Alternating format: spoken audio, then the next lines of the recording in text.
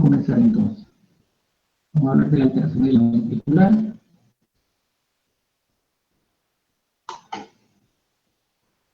Vamos a ver, en la clase de hoy vamos a escribir el llenado ventricular. Los factores que intervienen de los cuales depende el llenado ventricular. Las causas que alteran este llenado. Vamos a hablar del pericardio, vamos a hablar de pericarditis. Vamos a clasificar las pericarditis según su forma evolutiva, según su presentación clínica y grupo de etiología. Los mecanismos fisiopatológicos en dos tipos de evolución de la pericarditis, que es el taponamiento cardíaco y la pericarditis constructiva. A las manifestaciones clínicas de estas dos variantes, tanto el taponamiento como de la pericarditis constructiva. Una tabla donde muestro el ciclo cardíaco. Si algo pueden aprender de cardiología, pasa por entender el ciclo cardíaco. El ciclo cardíaco es fundamental para entender toda la semiología, toda la fisiopatología, toda la hemodinámica. Si uno maneja el ciclo cardíaco a este nivel, realmente todo lo demás se le va a hacer cuesta arriba. Si ven en esta cuestión genial, realmente, todos los libros de fisiología, de fisiopatología, de cardiología, vemos cómo correlacionar el ciclo cardíaco, las distintas fases, los distintos tiempos del ciclo cardíaco, con los eventos que ocurren en las 4 cavidades cardíacas a nivel ambulatorio, en el fonocardiograma, como vemos en esta línea de acá abajo, y en el electrocardiograma, como vemos acá arriba. Entonces vemos todas las fases del ciclo cardíaco. Comenzamos con la fase 4, así comienza este tabla, la fase 4, ¿sí? Que no es más que la contracción auricular, la esfístula auricular. Y ahora que representa la última parte del llenado ventricular, diástole, y va a hacer coincidencia justamente con el cuarto ruido. Después de la contracción auricular, que sería la onda P en el electrocardiograma, ya la onda P, inicia la fase 4, el cuarto ruido cardíaco. Esto es lo que termina de llenar el ventrículo. Una vez que se llena el ventrículo, comienza la contracción isovolumétrica. Se cierran las válvulas auriculoventriculares, comienza la contracción del ventrículo, aún no ha abierto la pulmonía. Comienza a aumentar las presiones dentro del ventrículo. Aquí vemos las presiones de las cavidades, cómo se vaciaron, y vemos cómo aumentan las presiones del ventrículo. Entonces se abren las válvulas, comienza el vaciamiento, que es la sístole, entre el primero y el segundo ruido cardíaco. En esta sístole vemos la fase de expulsión, tanto A como B, vemos cómo se moviliza, vemos cómo se ve el flujo transabórtico, cómo cae el volumen dentro del ventrículo porque está completamente lleno, cómo se cae la caída hasta la curva X en la presión de las aurículas, en este caso la aurícula derecha se expresa como la presión venosa, y vemos todo el juego de presión. La relajación isovolumétrica, cierre de las válvulas sigmoidea, para posteriormente la apertura de la mitral y la tricúspide, y reinicia nuevamente el llenado ventricular rápido, el sigo de la apertura de las válvulas, comenzando estamos nuevamente a hacer ruido cardíaco, inicia el llenado ventricular rápido. En la mayor parte del llenado, vea cómo el ventriculo se recupera, el volumen se empieza a llenar y dejando apenas el 20% de la preparación del ventriculo. Todo el juego de presión. Si ustedes ven esto, pueden saber en qué fase del ciclo cardíaco estamos viendo cualquiera de las curvas, cualquier fase del tiempo. Escuchando, usted puede ver, representar mentalmente el ciclo cardíaco, como el electrocardiograma. Viendo el electrocardiograma, saben en qué fase del ciclo cardíaco están. Si toman el flujo aórtico, lo pueden hacer por el pulso arterial periférico.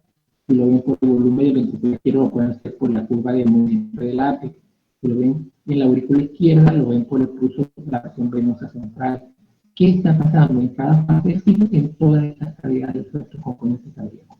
Entender el ciclo cardíaco de esta manera es lo indispensable para comprender. Tómense el tiempo para leer esta apariencia. Cada ciclo, vean cómo están las curvas en cada uno de los compartimientos para que vayan interpretando lo que está pasando. El llenado ventricular es un fenómeno fundamentalmente diastólico. Comienza desde que se abren las válvulas auriculoventriculares, comienza a llenarse de forma pasiva, rápida, los ventrículos y toda la sangre que viene de la aurícula hacia los ventrículos. viene el 80% aproximadamente del llenado ventricular. Al final el llenado ventricular se compensa con la contracción auricular al final de la diástole. Y la contracción ventricular representa eso, el 15 y el 20%. Y eso es cierto cuando hay una frecuencia cardíaca más o menos estable, entre 70 y 60 y 70 por minuto. En la medida que aumenta la frecuencia cardíaca, la diástole es la que se acorta. Por lo tanto, el llenado pasivo diastólico también se acorta el tiempo. Si usted está a 100, 120 por minuto, entonces esa diástole es más corta y pierde tiempo de llenado ventricular. Entonces, ese llenado sistémico que está al final, diastólico porque está al final de la diástole con la contracción auricular, se hace aún más importante esa contracción auricular. Ese pequeño 15-20% del llenado va a tener mucho más importancia, ya no es tan bajo. Hay ruido de fondo, alguien prendió un micrófono y hay mucho ruido de fondo. Okay. Entonces, ¿de qué depende que se llene adecuadamente el ventrículo diástole? Primero que haya volumen, que no esté chocado, no esté hipovolémico, no esté sangrando, deshidratado, que no esté tomando diurético en cantidades excesivas. Depende. Si usted tiene buena volemia, se llena los ventrículos, volumen sanguíneo, volumen intravascular. Depende de esa contracción auricular, que ya le dijimos, que parece 15% no mucho, 20% no mucho, pero eso depende de la frecuencia. En mayor frecuencia cardíaca, mayor actividad, por tanto, la actividad física, ese porcentaje vale más aún el porcentaje de esa contracción auricular, ese pequeño volumen de la contracción auricular. Depende de la contractilidad de la fuerza cardíaca. La frecuencia cardíaca y la contractilidad es la que mantiene el flujo sanguíneo a todo el largo vascular. Ese flujo vascular, ese componente de la contractilidad va empujando, literalmente empujando, desplazando la sangre hasta llegar al lecho venoso. El retroceso venoso de la sangre depende de que haya un componente arterial impulsado por la contractilidad cardíaca, llevando la sangre en sentido del corazón hacia los tejidos y después de los tejidos hacia el corazón. La identidad de las válvulas auriculoventriculares. Si las válvulas auriculoventriculares no se abren, no se pueden llenar. Si las válvulas auriculoventriculares no cierran, cuando venga la sístole ventricular, la contracción ventricular, parte del tracto de salida del flujo de ese volumen latido se va a perder en regurgitación auriculoventricular. Por lo tanto, es imposible mantener una correcta función sin una indemnidad de las válvulas auriculoventriculares. La presión intertorácica. Habiendo dicho que toda la caja torácica es un compartimento de presión negativa. Esa presión negativa ayuda al retroceso venoso, al retroceso de la volemia y la circulación. Esa presión negativa le hace el mismo efecto de émbolo. Si se pierde la presión negativa intertorácica, se hace cero o se hace positiva por aumento de la presión intertorácica, eso se va a oponer al retorno venoso, lo que va a terminar afectando el retorno sanguíneo y por lo tanto va a afectar también el llenado ventricular. Y por supuesto la presión intrapericardial.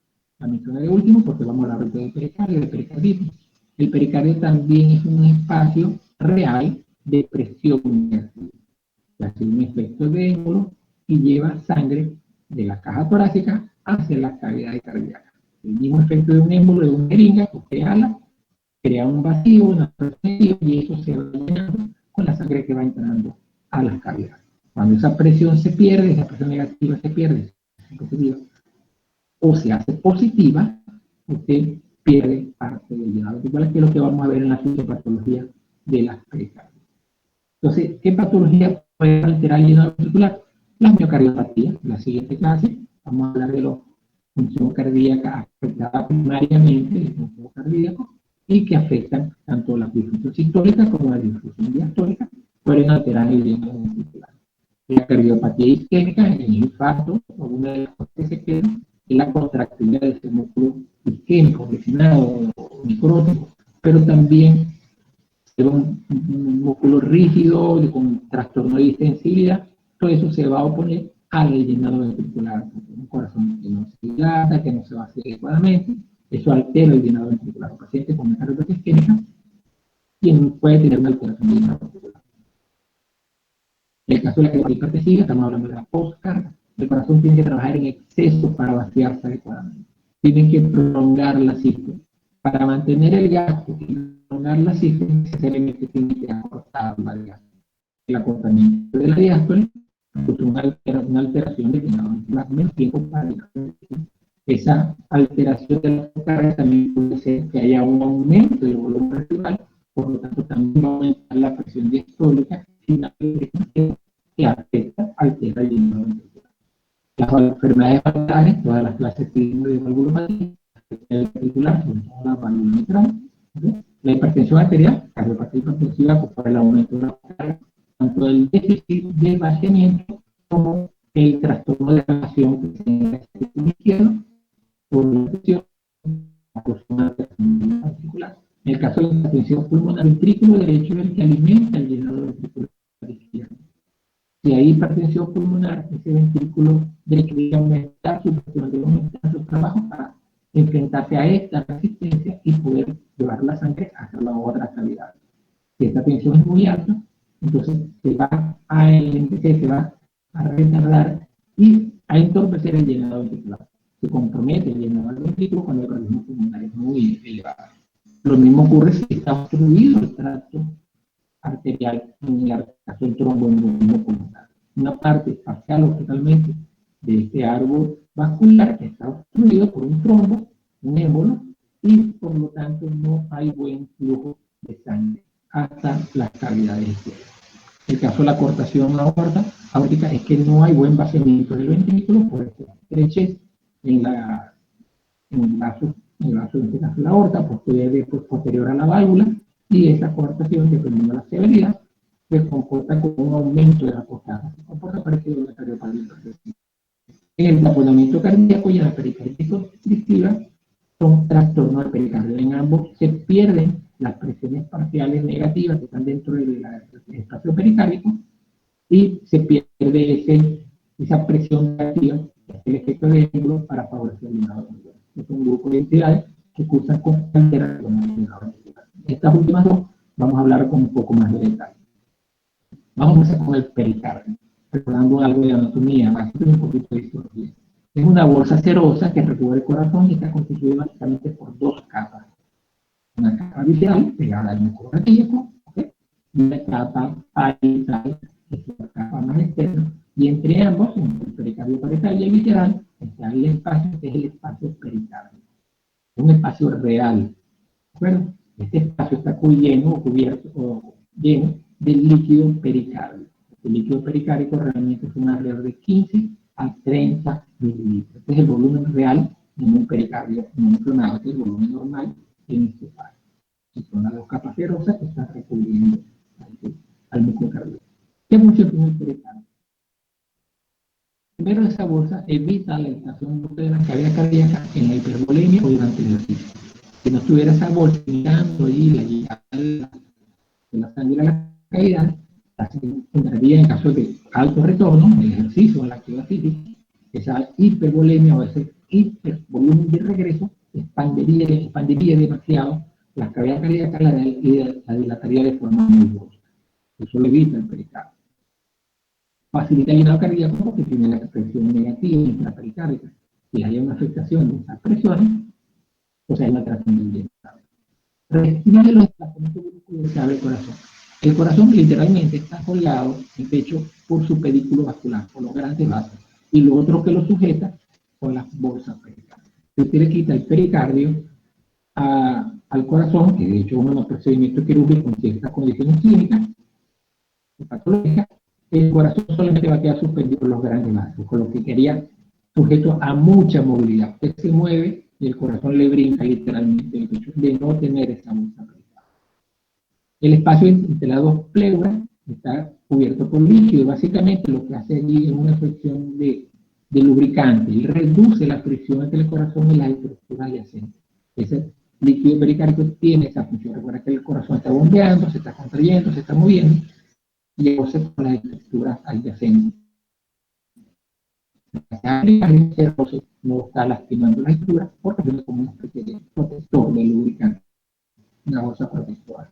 También es una barrera biológica contra infecciones o incluso neoplasias que están en todo el intestino o en los pulmones, en todos los órganos vecinos. Él impide y retarda hasta cierto nivel el paso de esta tanto del cáncer como de la cancerígena, como el proceso infeccioso que ingrese de esta área hacia el corazón. Y facilita el acoplamiento entre las cuatro cámaras cardíacas. Recuerda que una anca pericárdica que cubre las cuatro cavidades con una presión constante en las cuatro, en todas esas superficies. Ese juego de presiones entre las cuatro cavidades, donde las aurículas y los ventrículos tienen presiones diferentes, es más o menos equilibrado gracias a las presiones de las pericárdias. Entonces, eso, el acoplamiento electromecánico y físico que ocurre durante el ciclo cardíaco se logra a través del pericardio. ¿Qué es pericarditis? Es la respuesta inflamatoria del pericardio ante una agresión. Una inflamación ante una agresión. Y pongo la agresión para no tener solamente el proceso inflamatorio infeccioso. Cualquier proceso inflamatorio del pericardio, no solo infeccioso, también traumático, de otras naturalezas, y vamos a ver la lista de casos. Y la respuesta a este proceso inflamatorio, como fue respuesta inflamatoria aguda o crónica, consiste en la producción de un exudado.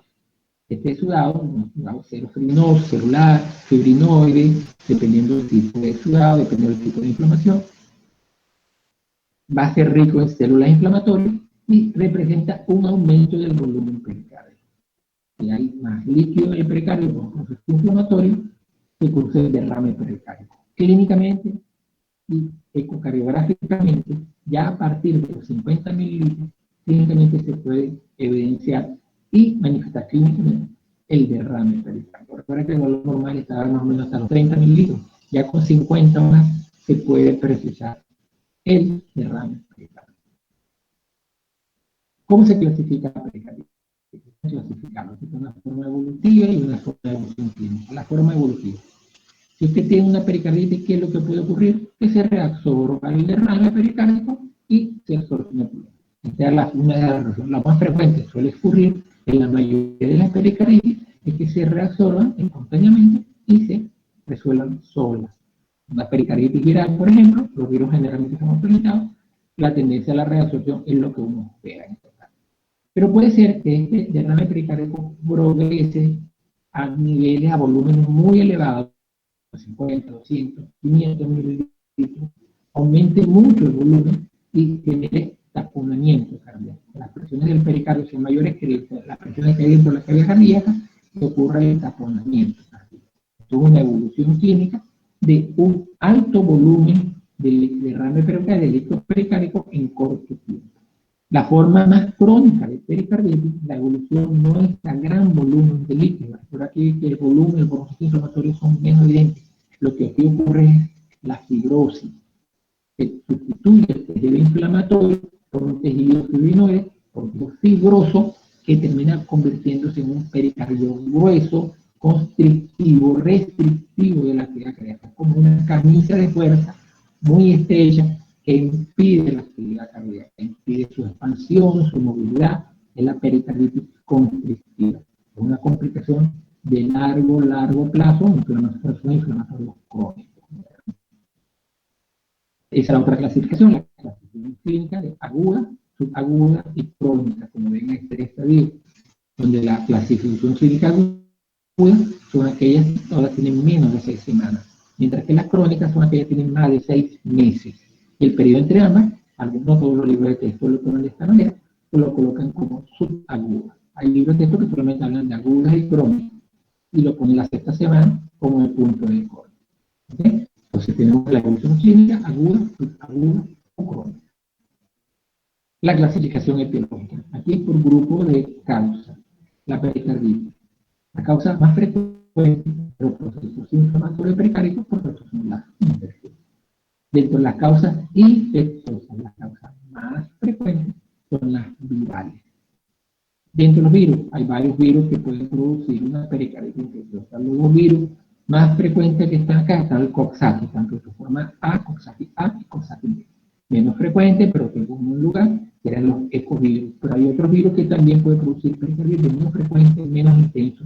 Los adenovirus, el virus de la hepatitis, el zóster, el del HIV, incluso una simple papera puede acompañarse, puede acompañarse de un componente de derrame pericárdico, un componente de pericardio.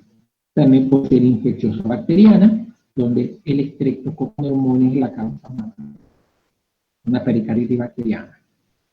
sensible también al esquema antibiótico. Se puede volver purulento y puede tener su componente de tratamiento, y si se vuelve un proceso crónico, no tanto sobre estreptococcus sino por otras componentes. También puede estar presente el Staphylococcus aureus, puede ser Neisseria meningitis, Mycobacterium, la tuberculosis, una causa importante cuando tengamos una pericarditis crónica de alta producción, de causa desconocida, no bacteriana. Hay que pensar en no bacteriana y no viral, hay que pensar en la tuberculosis. Bueno, pero en este caso la tuberculosis es extrapulmonar. Por supuesto también puede ser legionela, puede ser micótica, y pensemos en histoplasma, coccidioides, candida albicans. Pueden pensar en las parasitarias. Tenemos la mal de Chagas, el trypanosoma, en ambas especies, las dos especies están presentes como una causa importante de pericarditis. La schistosomíasis, las filarias, la misma causa del proceso edematoso, también puede producir proceso obstructivo a nivel del pericardio, que también tiene un drenaje que puede ser obstruido por la filariasis en este caso. Como una leishmaniasis, pero en este caso una bolsa pericárdica.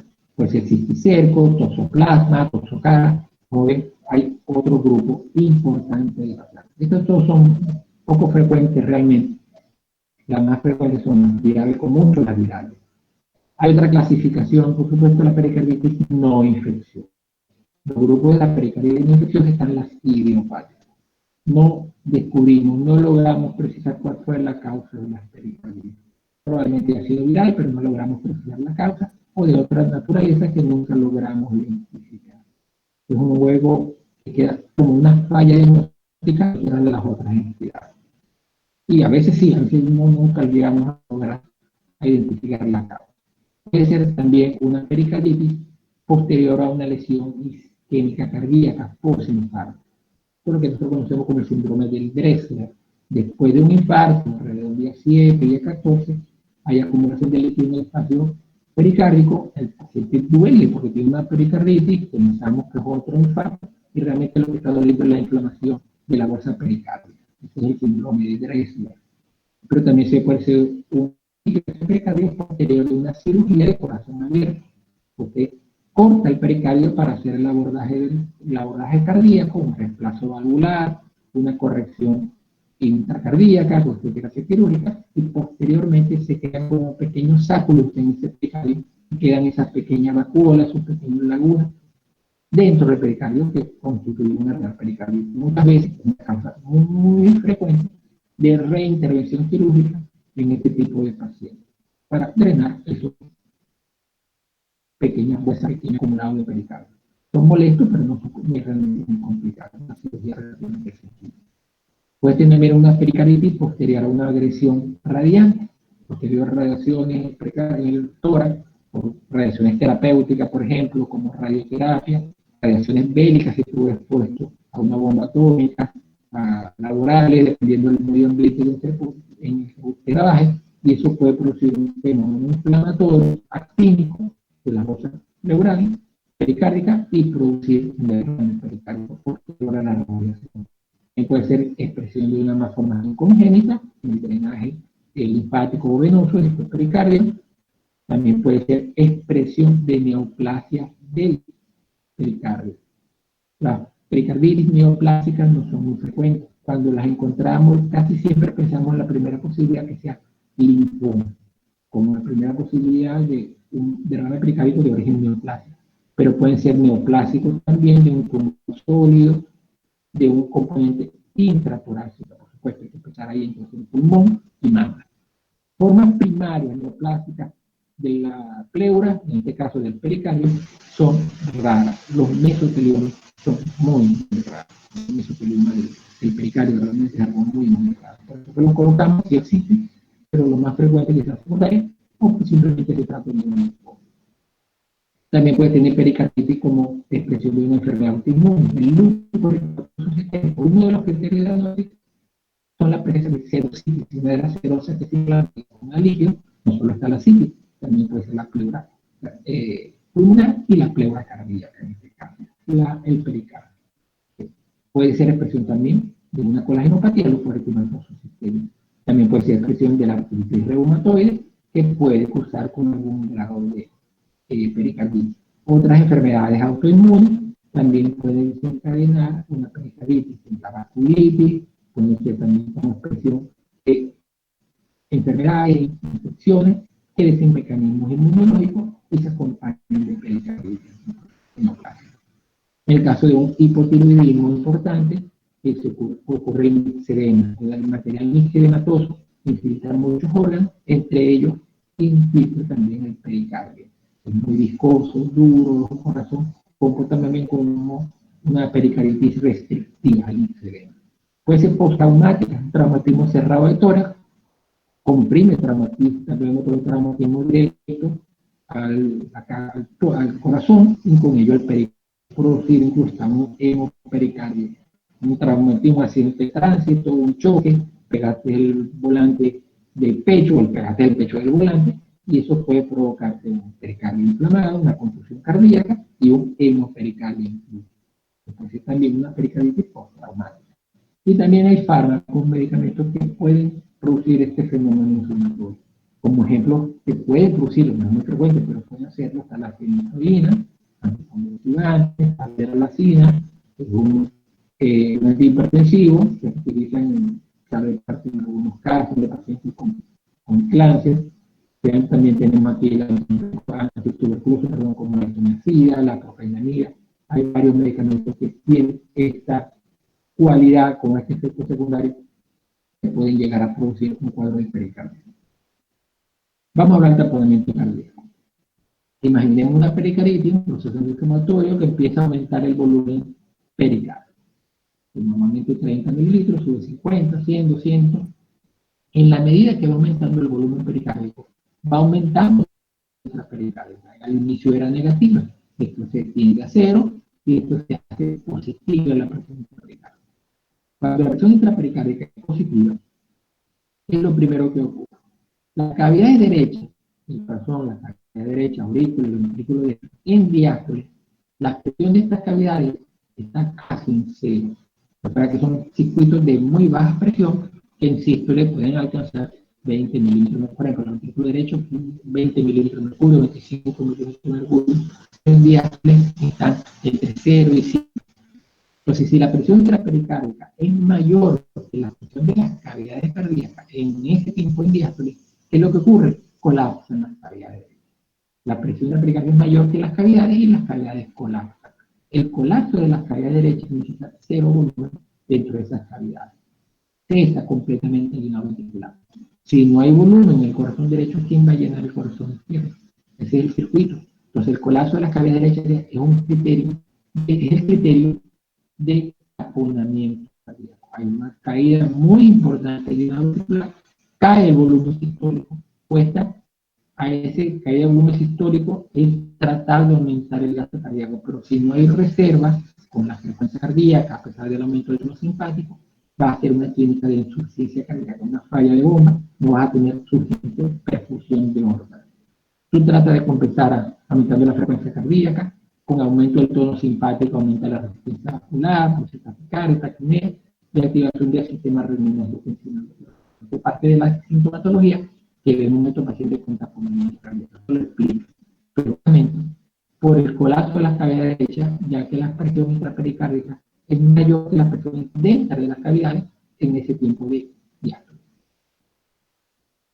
En el caso de la pericarditis constrictiva es diferente, no es tanto por el volumen que hay en el pericardio. Hay un proceso inflamatorio en el pericardio, este proceso se hace crónico y empieza a organizarse ese exudado inflamatorio, que transforma en una fibrosis. Entonces, funciona como una armadura, una camisa de fuerza muy rígida que está por fuera de la cavidad del corazón, pero la limita, la aprieta, la restringe. Hay una disminución importantísima de la distensión cardíaca.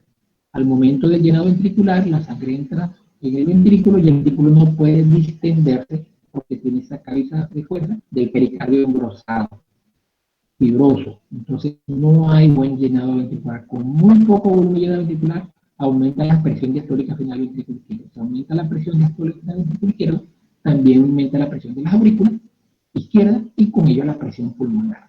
Hace clínica de insuficiencia cardíaca, edema pulmonar. También trató la presión venosa en todo ese trastorno de forma retrógrada.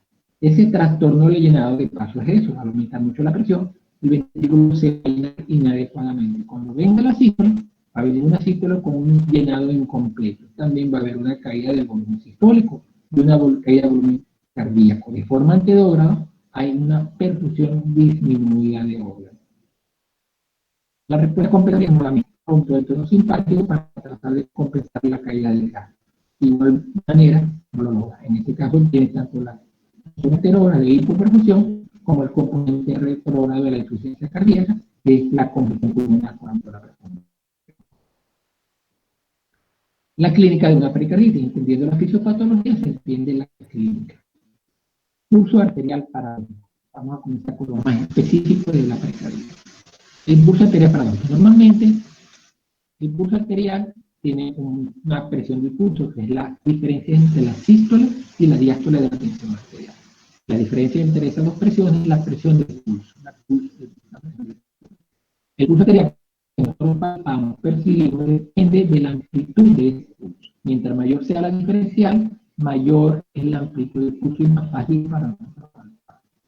Lo normal, lo fisiológico, es que cuando nosotros inspiramos, el pulmón se expande, los vasos venosos pulmonares se expanden, la cantidad de sangre que está en esas grandes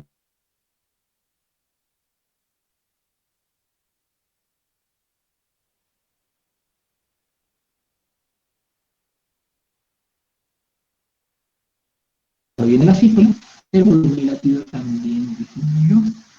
También disminuye entonces la presión arterial sistólica. Disminuye la presión del pulso, el pulso se hace más pequeño. En inspiración es normal que el pulso arterial se haga más pequeño, menos amplio.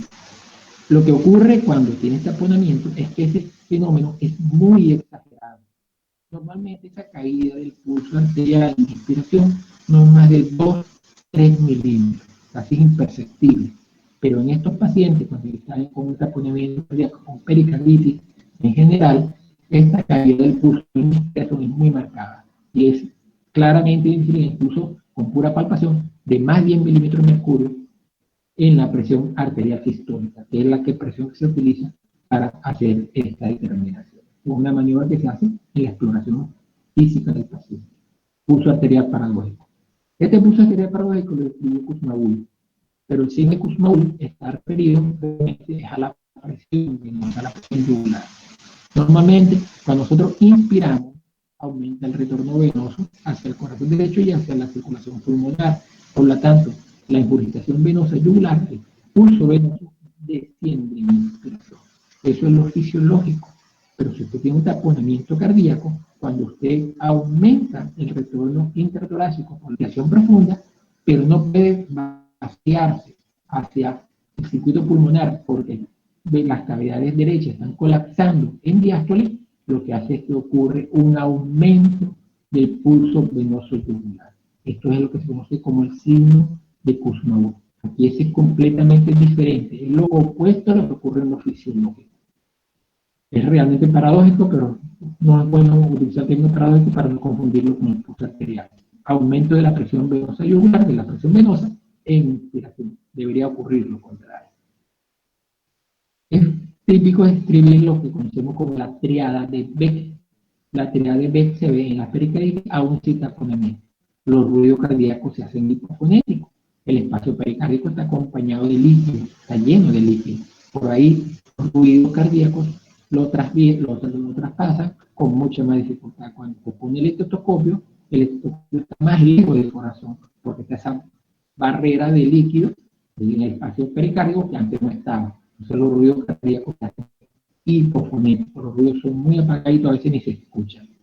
Hay una caída de la presión arterial, por lo que le dije que hay una caída del volumen del lado ventricular, y también hay un aumento de la presión venosa central. El tope oscilante en la presión venosa aumenta, tanto en inspiración como en expiración, está aumentada cuando hay aumento de la presión intrapericárdica o interradiopericardica. Esta triada, cuando tiene estos tres elementos, se conoce como la triada de Beck. El frote pericárdico no siempre está presente. Cuando está presente, lo que nos está describiendo es que hay roce entre las dos capas de pericardio. La pleura visceral y la parietal están rozando. Y ese roce es lo que nosotros ocultamos. Es como un ruido de cuero frotándose entre sí. Si usted usa ropa de cuero y camina, se mueve, ese ruido que se genera en el cuero al rozar, más o menos algo parecido a lo que se escucha en el cuate plegado. Con el se escucha eso, es un soplo, pero mucho más grueso, rudo, claramente diferenciado de un soplo, se refiere al frote pericárdico. El problema del frote pericárdico es que en la medida que aumenta el volumen intrapericárdico, las dos hojas de la pleura pericárdica tienden a separarse, entonces desaparece el frote. No porque esté mejor, sino que las hojas se separaron aún más y simplemente ya no rozan. Cuando mejora la cantidad de líquido, cuando disminuye esa cantidad de líquido, las hojas de la pleura vuelven a acercarse y empiezan a rozar nuevamente, reaparece el frote. No es un marcador de severidad, pero es un marcador diagnóstico de que hay inflamación de las piernas pericárdica. El dolor precordial, ese pericardio está inervado, duele, y cuando rosa y está inflamado, duele. Rosa con superficie que está inflamada y procede dolor. Entonces el dolor precordial, celebrante, lacerante, que se ve en la pericarditis. A veces se confunde, que es el diagnóstico diferencial, con un dolor anginoso.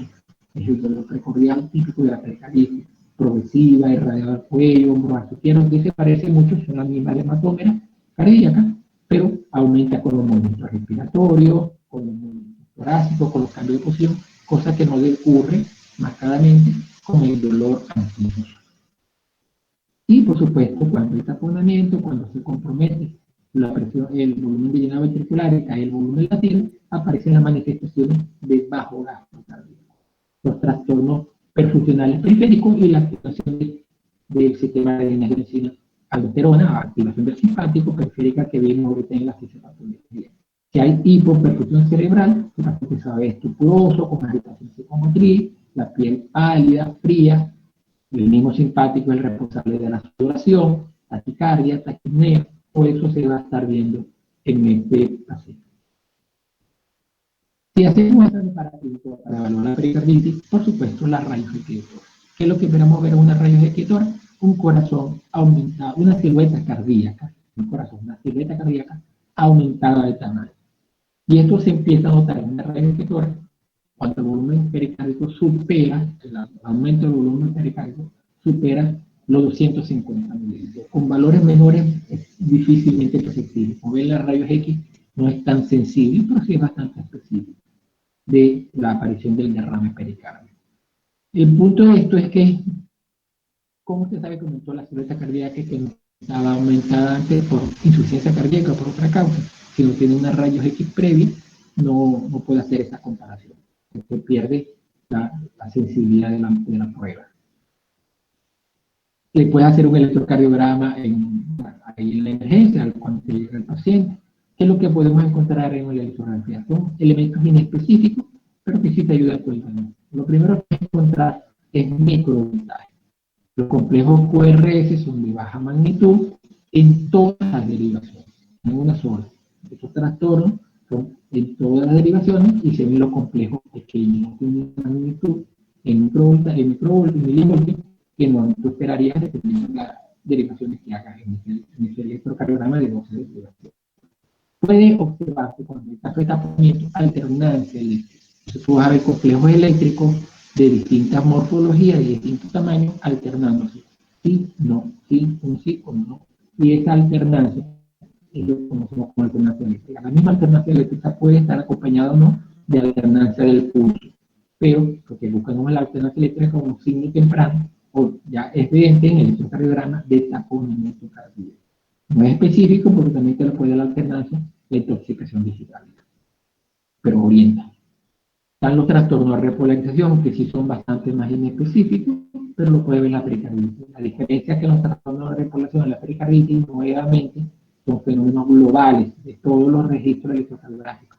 Mientras que los trastornos de repolarización, por ejemplo, una patología isquémica, colisión o infarto cardíaco, los trastornos de repolarización están localizados en el territorio de la arteria afectada. en la pericarditis no, es más generalizado.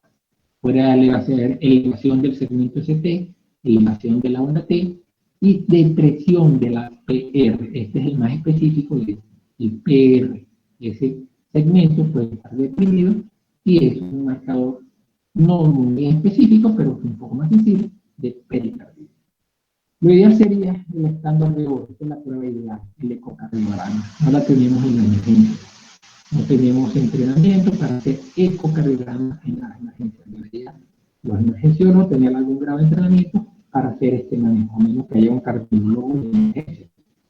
El ecocardiograma es el estándar de oro. Es tan sensible que a partir del primer milímetro de aumento, si tiene 20, si tiene 25, ya el ecocardiograma puede evidenciarlo. Sensible a partir de un 20 mililitros de aumento del volumen pericárdico. Es muy, muy, muy sensible, más sensible que la raíz de que hay que esperarla a 250. El ecocardiograma de una vez se ve, aparte de esto, que el ecocardiograma, al ser dinámico, se ve cómo se comportan las cavidades derechas, tanto en sístole como en diástole, que permite evidenciar de forma temprana cuando hay colapso diastólico de las cavidades derechas, que es el signo de alarma del derrame pericárdico, el taponamiento cardíaco y la punto de partida de informar, de buscar vaciamiento rápido de esa bolsa pericárdica. El único, por aguja, eco dirigido o cirugía del cuerpo. Si hacemos una imagen de la capacidad como una resonancia magnética nuclear, una tomografía computarizada, por supuesto, podemos también evidenciar el derrame pericárdico. Y podemos evaluar la estructura adyacente, incluso también evaluar el volumen que está en ese derrame pericárdico. Podemos ver la morfología del pericardio, ver qué tan engrosado está y la naturaleza de ese engrosamiento. En el caso del engrosamiento, por ejemplo, una tuberculosis que es granulomatosa, una tomografía puede hacerte esa sugerencia de un pericardio engrosado granulomatoso. A ese nivel de sensibilidad podemos llegar con esto. Te orienta un poco más en las características del engrosamiento, pues no es dinámico, no vas a ver lo que sí ves con el eco, pero también te permite evaluar la estructura adyacente. Un componente de un linfoma, un componente pericardíaco, el mediastino, pulmonar, mama, las otras estructuras adyacentes las puedes evaluar de una vez con estas imágenes de alta resolución.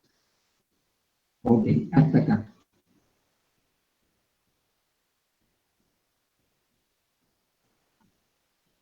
Vamos a ver. Perfecto.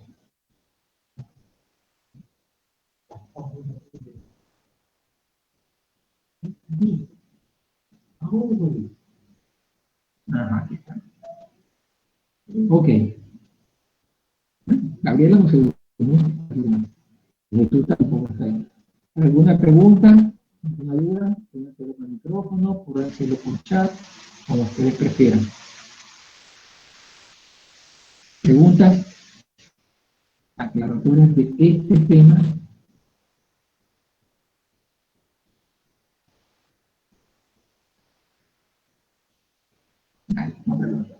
Voy a esperar a reunirnos en las prácticas, los días de presenciales para hacer las preguntas. Espero que por algún momento pregunten. Ajá, vamos a verlo ahí, miren. ¿Por dónde estudiar el tema? Aparte de la clase. Esto aparece bien en los libros de cardiología, por supuesto. Los libros de fisiopatología, el Fulton Hall, el Gannon, lo explican muy bien también. Harrison habla muy bien de él, el mismo Robin Contran, que es un libro de patología que se lo ha recomendado. Todo aparece bien. Es un tema que se maneja bastante bien, es bastante fácil manejarlo. En la mayoría de los libros de texto aparece bien escrito. Todo eso que te mencioné son buenos libros para este tema. No tiene que ser un súper especialista cardiólogo. ¿Alguna otra pregunta? Andrea está llegando un poco tarde.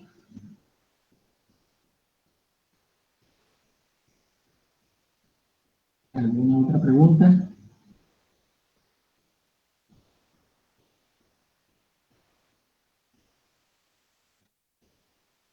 No. Si no hay preguntas, entonces vamos a detenernos acá. Ok, otra pregunta, Michael. Una pericarditis, ¿qué complicación a largo plazo conlleva? A la fibrosis, y hacer una pericarditis constrictiva. La pericarditis constrictiva restringe el gasto cardíaco, ¿sí? Restringe el volumen latido por ese componente restrictivo que impide el llenado ventricular, el trastorno de la distensibilidad. Si tú tienes bajo gasto, vas a dar todo el tiempo intolerancia al ejercicio, intolerancia a la actividad, y llega un momento en que ni siquiera en reposo tu corazón logre cubrir las demandas. Terminas en una cirugía para liberar ese pericardio restrictivo. La tuberculosis es una de las causas más frecuentes de pericarditis constrictiva que conocemos, por lo menos en nuestra población, que la tuberculosis es con una complicación frecuente. Tenemos que decorticar el corazón, quitarle, literalmente decorticarlo, quitarle toda esa costra, toda esa concha en que se convierte el pericardio, queda el pericardio, el corazón libre ahí brincandito, pero funciona. Tiene la capacidad de llenarse con más libertad. ¿Alguna otra?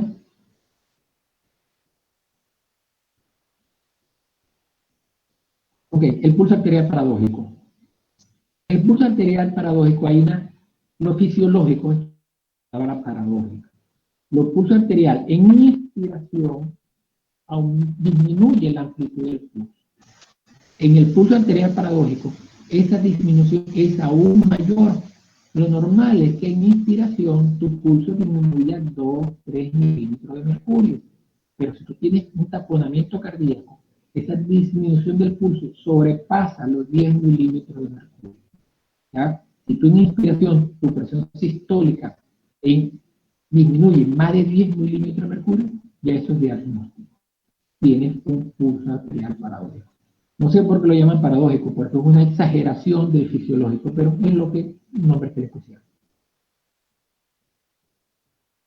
El venoso sí es realmente paradójico, va en sentido contrario. ¿Alguna otra pregunta?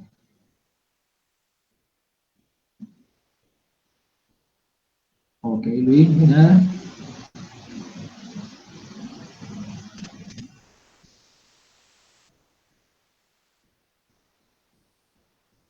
No hay otra pregunta. Además, sí, el miércoles tenemos otro grupo de práctica. Mientras nos permitan reunirnos, esto no nos va a dejar reunir más, que sigue aumentando el problema de la pandemia. Hoy trabajamos y era no el único grupo que estaba trabajando en el cuarto piso. Todos los demás grupos estaban pequeñitos, aparentemente no aceptan más de 8 personas en un solo salón. Pero vamos a intentar seguir trabajando mientras podamos. Entonces, el miércoles me reúno con ese grupo y el miércoles otra vez con el otro grupo para terminar con la actividad práctica antes del segundo parcial. El viernes damos la siguiente clase, que es la de miocardiopatía. Y el siguiente lunes terminamos con los trastornos del ritmo. Con la arritmia terminamos el contenido teórico de la segunda unidad, 50% de la materia. El lunes llegamos al 50% de la materia teórica. Hemos avanzado algo, dijimos locos. Entonces, si no hay más preguntas, no hay más dudas, nos despedimos. Ok. Hasta luego, pues. Hasta la próxima. Chao. Ya.